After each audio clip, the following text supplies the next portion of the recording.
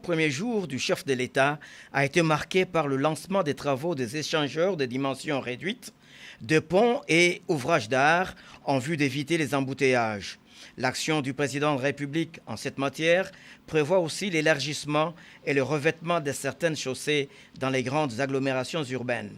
Mais c'est par une mise au point d'Augustin Kabouya, communicant du président Félix Antoine Tshisekedi, que démarre la cérémonie. Fruit d'un travail minutieux et long, les actions générales ont impliqué plusieurs acteurs qui ont démontré qu'avec la volonté politique, les exploits sont possibles sous la direction du directeur des cabinets du chef de l'État, Vital Kamerhe. Elle contient une centaine de pages et est étendue sur divers secteurs retenus après 37 ans de combat. Prenant la parole le 36e jour depuis la prestation des serments et la passation des pouvoirs, le président Félix Antoine Tshisekedi a commenté les axes prioritaires de son action et sa mise en application, tant réclamée par la base sous le slogan « Le peuple d'abord ». Pour en assurer le suivi, il a fait une énumération éphémère.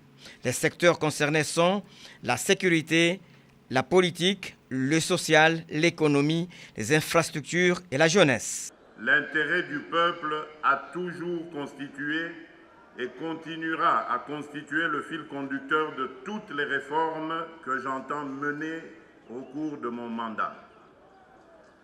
Aussi, la nécessité de bien coordonner la mise en œuvre de mon action au service du peuple m'oblige à revenir aujourd'hui devant vous, peuple congolais, pour étaler les principales actions que j'entends voir le gouvernement de la République accomplir au cours des 100 premiers jours sous ma supervision. Dans les localités en proie à l'insécurité, le président de la République a demandé aux jeunes de déposer les armes. Sur le plan politique, la décrispation s'impose. Une grâce présidentielle est en voie d'être signée en faveur des prisonniers politiques ainsi que des compatriotes vivant à l'extérieur du pays.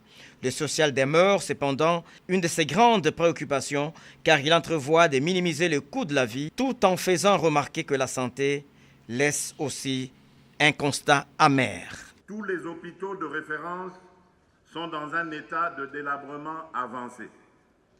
C'est pourquoi, pendant ces 100 jours, il sera procédé à la réhabilitation de certains hôpitaux de référence retenus dans le programme, comme l'hôpital Mama Yemo à Kinshasa et les cliniques universitaires également à Kinshasa. Il sera également procédé au parachèvement de l'hôpital Sendwe à Lubumbashi, à l'inauguration de l'hôpital général de Manono, au parachèvement des 31 centres de santé et à l'équipement de 32 autres, à l'inauguration des 25 centres de santé, à la construction d'un hôpital de soins contre le virus d'Ebola en Ituri, à la réhabilitation et à l'équipement de l'hôpital de référence militaire du camp Tchachi, à la reconstruction du pavillon 5 de la clinique Ngaliema, détruit récemment par un incendie, à l'approvisionnement des hôpitaux et centres de certains médicaments de consommation courante. Le programme d'urgence a concerné également l'électricité, l'eau, la justice, la lutte contre la corruption et les mines.